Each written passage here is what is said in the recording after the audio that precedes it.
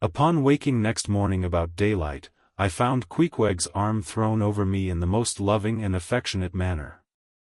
You had almost thought I had been his wife.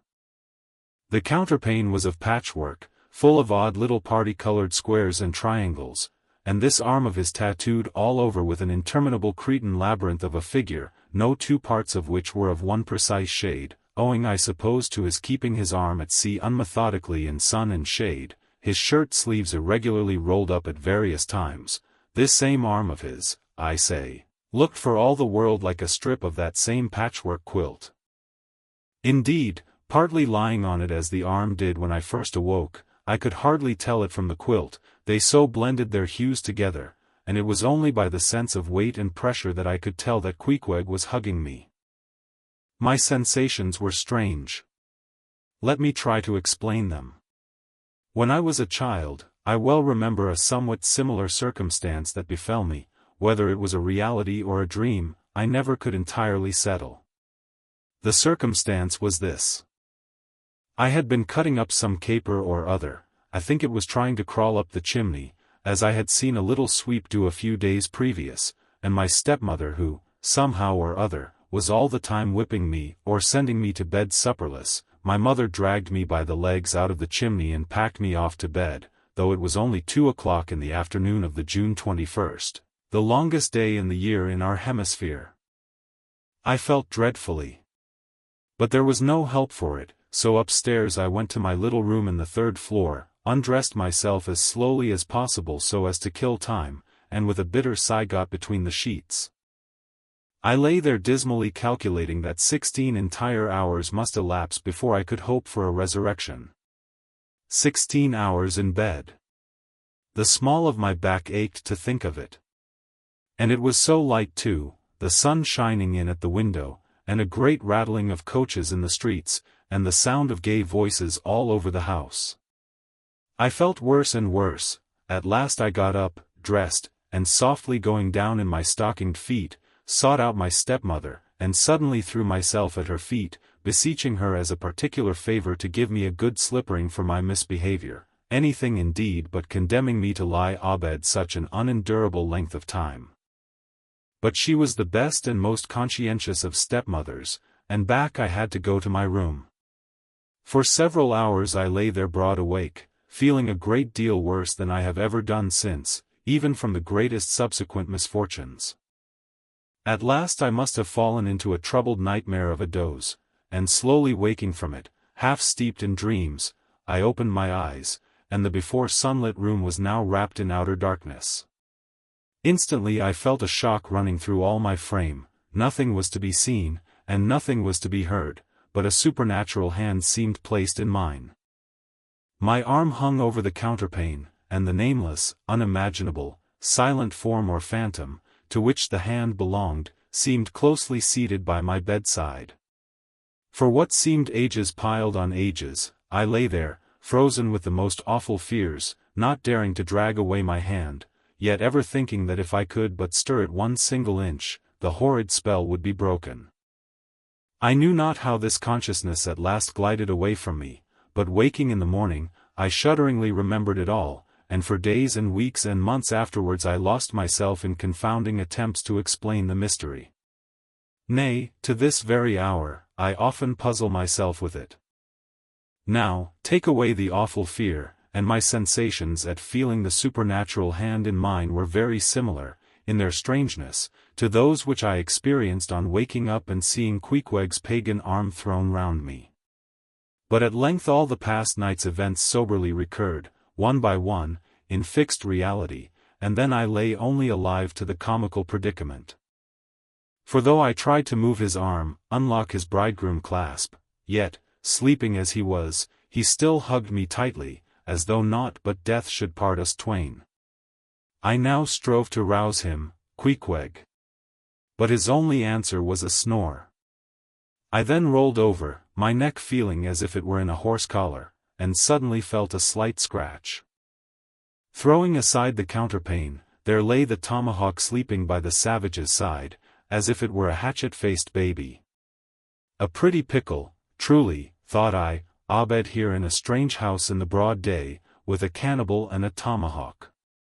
Queequeg, in the name of goodness, Queequeg, wake. At length, by dint of much wriggling, and loud and incessant expostulations upon the unbecomingness of his hugging a fellow male in that matrimonial sort of style, I succeeded in extracting a grunt, and presently, he drew back his arm, shook himself all over like a Newfoundland dog just from the water, and sat up in bed, stiff as a pikestaff, looking at me, and rubbing his eyes as if he did not altogether remember how I came to be there, though a dim consciousness of knowing something about me seemed slowly dawning over him. Meanwhile, I lay quietly eyeing him, having no serious misgivings now, and bent upon narrowly observing so curious a creature. When, at last, his mind seemed made up touching the character of his bedfellow, and he became, as it were, reconciled to the fact, he jumped out upon the floor, and by certain signs and sounds gave me to understand that, if it pleased me, he would dress first and then leave me to dress afterwards, leaving the whole apartment to myself. Thinks I, Queequeg, under the circumstances, this is a very civilized overture, but, the truth is, these savages have an innate sense of delicacy, say what you will, it is marvelous how essentially polite they are. I pay this particular compliment to Queequeg, because he treated me with so much civility and consideration, while I was guilty of great rudeness, staring at him from the bed, and watching all his toilette motions, for the time my curiosity getting the better of my breeding. Nevertheless, a man like Queequeg you don't see every day, he and his ways were well worth unusual regarding. He commenced dressing at top by donning his beaver hat, a very tall one, by the by, and then, still minus his trousers, he hunted up his boots. What under the heavens he did it for, I cannot tell, but his next movement was to crush himself, boots in hand, and hat on, under the bed, when, from sundry violent gaspings and strainings, I inferred he was hard at work booting himself, though by no law of propriety that I ever heard of, is any man required to be private when putting on his boots. But Queequeg, do you see, was a creature in the transition stage, neither caterpillar nor butterfly. He was just enough civilized to show off his outlandishness in the strangest possible manners. His education was not yet completed. He was an undergraduate. If he had not been a small degree civilized, he very probably would not have troubled himself with boots at all, but then, if he had not been still a savage, he never would have dreamt of getting under the bed to put them on. At last, he emerged with his hat very much dented and crushed down over his eyes, and began creaking and limping about the room, as if, not being much accustomed to boots, his pair of damp, wrinkled cowhide ones, probably not made to order either, rather pinched and tormented him at the first go-off of a bitter cold morning. Seeing, now, that there were no curtains to the window, and that the street being very narrow, the house opposite commanded a plain view into the room, and observing more and more the indecorous figure that Queequeg made, staving about with little else but his hat and boots on, I begged him as well as I could, to accelerate his toilet somewhat, and particularly to get into his pantaloons as soon as possible. He complied, and then proceeded to wash himself. At that time in the morning any Christian would have washed his face, but Queequeg, to my amazement, contented himself with restricting his ablutions to his chest, arms, and hands.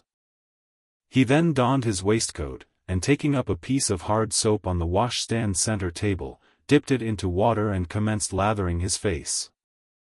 I was watching to see where he kept his razor, when lo and behold, he takes the harpoon from the bed corner, slips out the long wooden stock, unsheathes the head, wets it a little on his boot, and striding up to the bit of mirror against the wall, begins a vigorous scraping, or rather harpooning of his cheeks.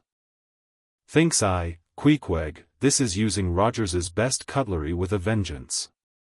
Afterwards I wondered the less at this operation when I came to know of what fine steel the head of a harpoon is made, and how exceedingly sharp the long straight edges are always kept. The rest of his toilet was soon achieved, and he proudly marched out of the room, wrapped up in his great pilot monkey jacket, and sporting his harpoon like a marshal's baton.